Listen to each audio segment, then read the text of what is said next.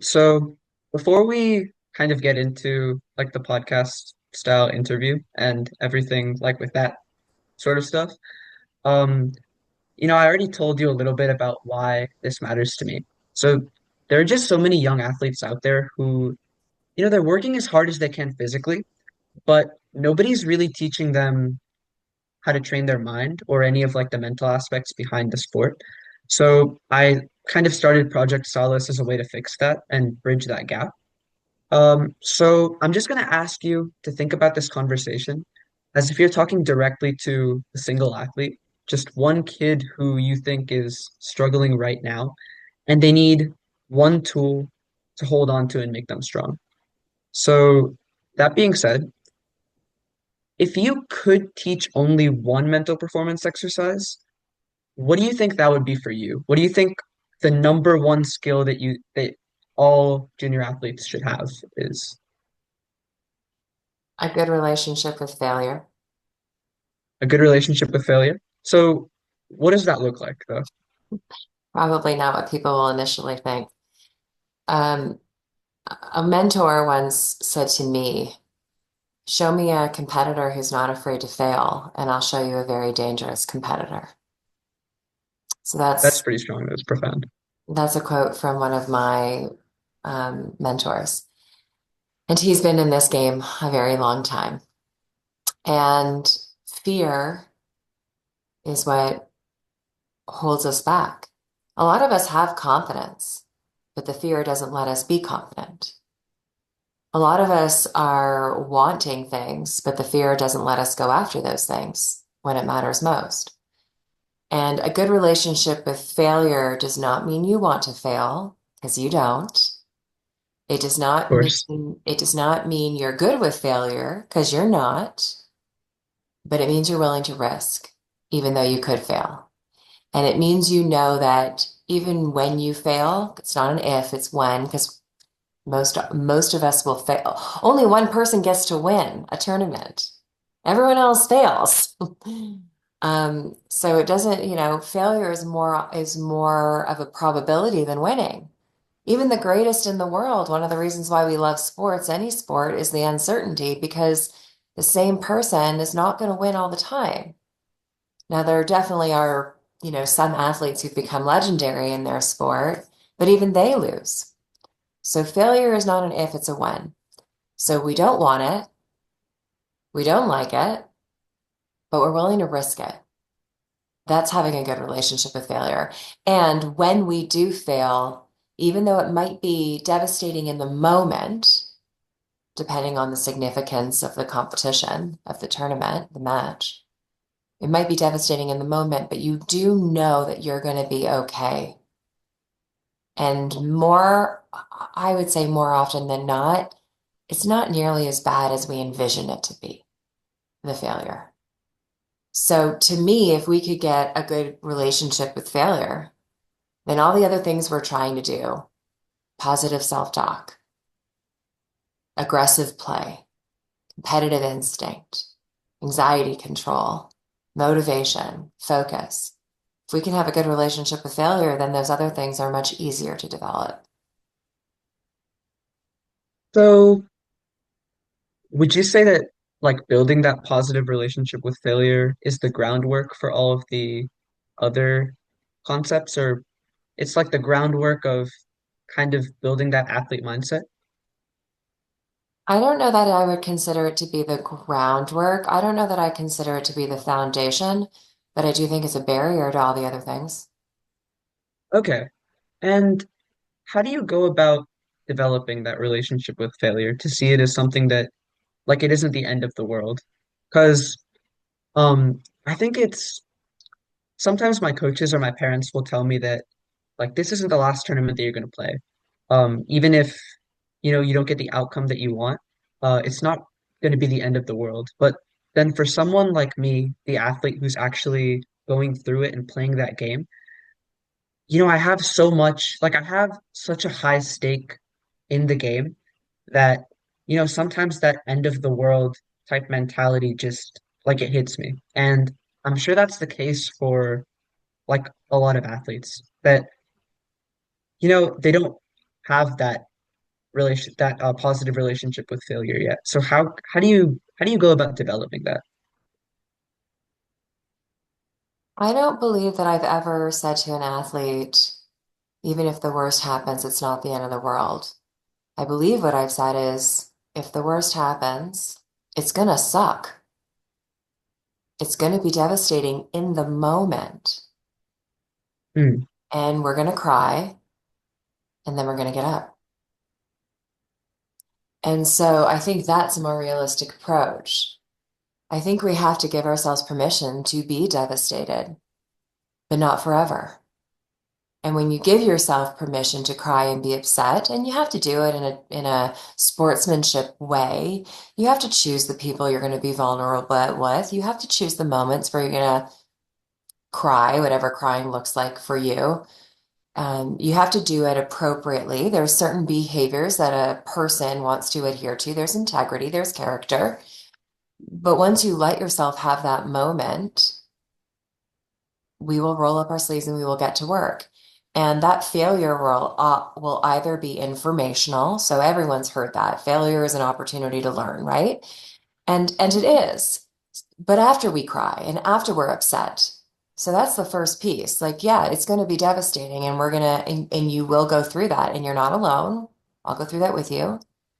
And then we're going to look at it and say, is it informational or is it a failure that was completely out of our control and something that we really don't want to overanalyze and move on to what is next? So that's how you Okay. work through failure. One of the ways, I should say, one of the ways.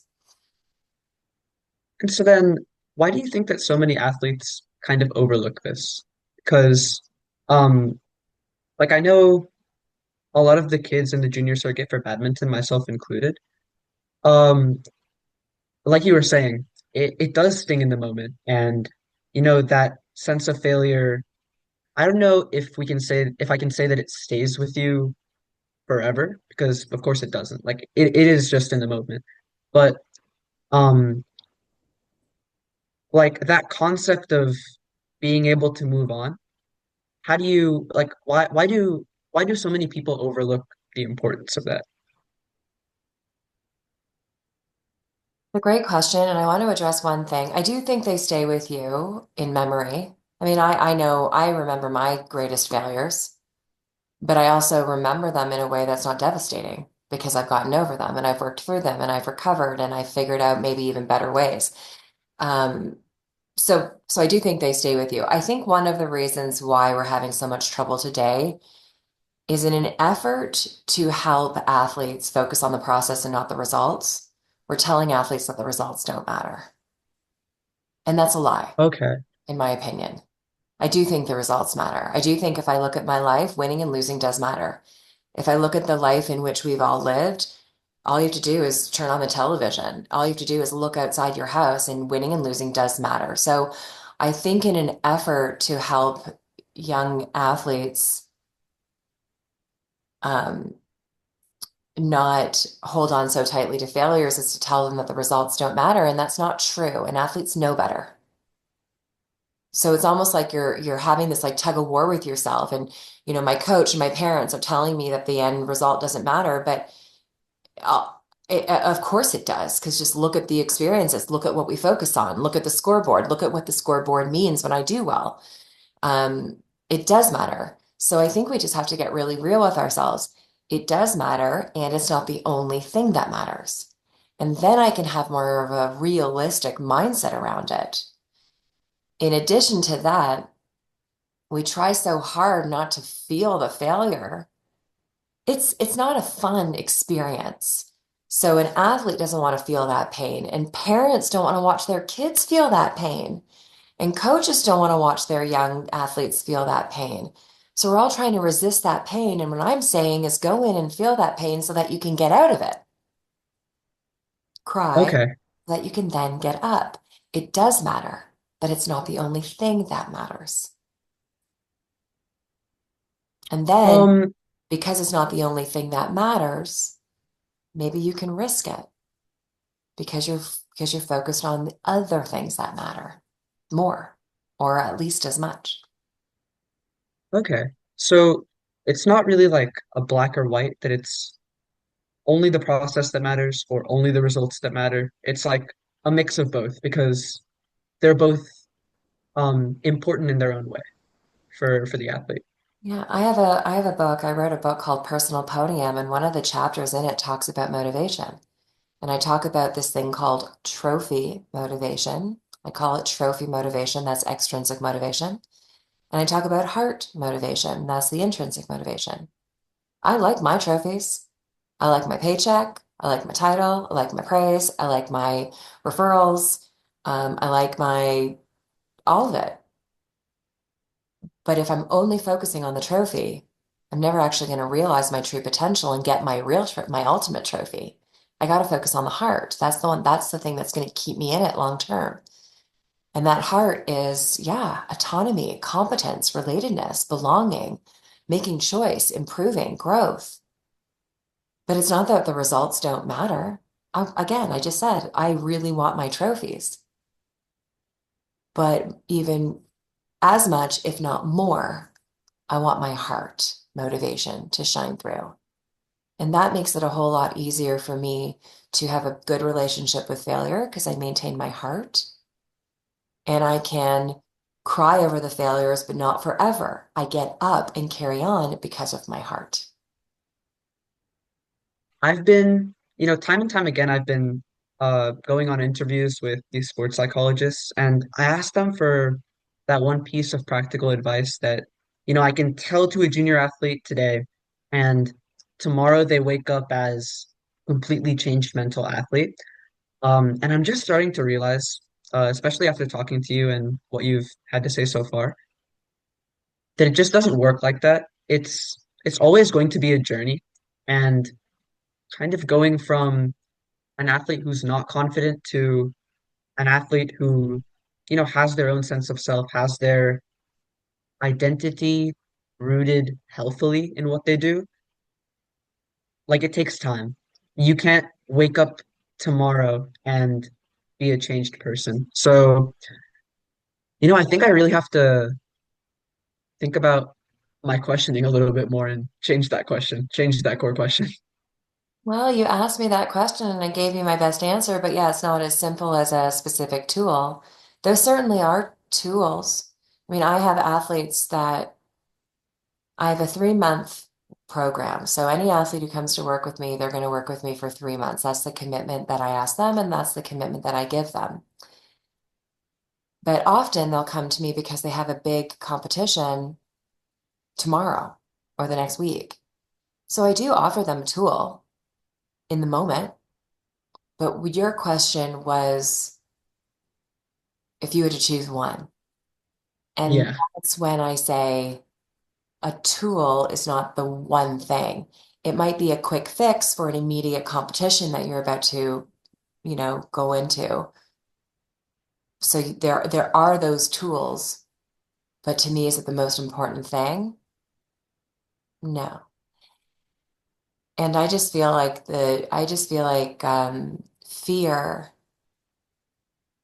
fear holds us back. There are so many athletes that actually have confidence, do believe in themselves, or they wouldn't be doing all this. They wouldn't be investing so much time and resources and effort and making sacrifices that they are. They do believe in themselves, but their failure doesn't let that confidence shine. So that's why I just focused on failure, on having a good relationship with failure. But I do, in your questioning, yeah, it's almost like what is one tool or what is the most important thing? Yeah. And they may not, maybe they're not one in the same. Um, but yeah, that's just something that I've been working on a lot with athletes, and I think it's really helping. Well, Dr. Perlus, I don't want to waste too much more of your time. Um, but I do have like tradition. I don't know if you've seen the podcast Diary of a CEO, but they have this tradition where, they'll have the prior guest on the podcast ask a question for the next guest. I have And seen so their CEO, yeah. it's a super, super nice podcast. I'm huge, huge fan. Mhm. But I kind of wanted to start that tradition so that I could have somebody a little bit more qualified ask the next person for a question. So I remember that you were saying earlier that you've also had these types of failures, right? Like and they do stay in your memory. So the prior guest, Dr. Eddie O'Connor, he wanted to ask if you were willing to be vulnerable. Can you give an example from your career, past or present, that you could just be incredibly vulnerable about and model what a sports psych consult looks like as you're kind of addressing that issue? So, like, I guess what he was trying to ask is, um, like, if you could be incredibly vulnerable, can you just explain where that concept could have helped you earlier in your career? In my career as a sports psych or in my c- when I was an athlete. Whichever one comes to mind.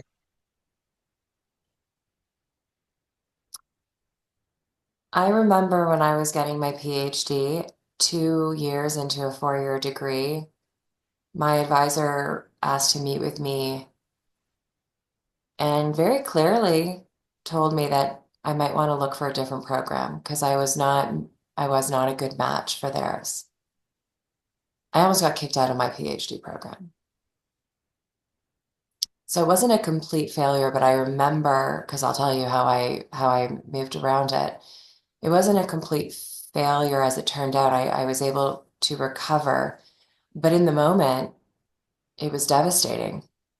I was already 8 years into college. I was 6 years into 4 years into graduate school.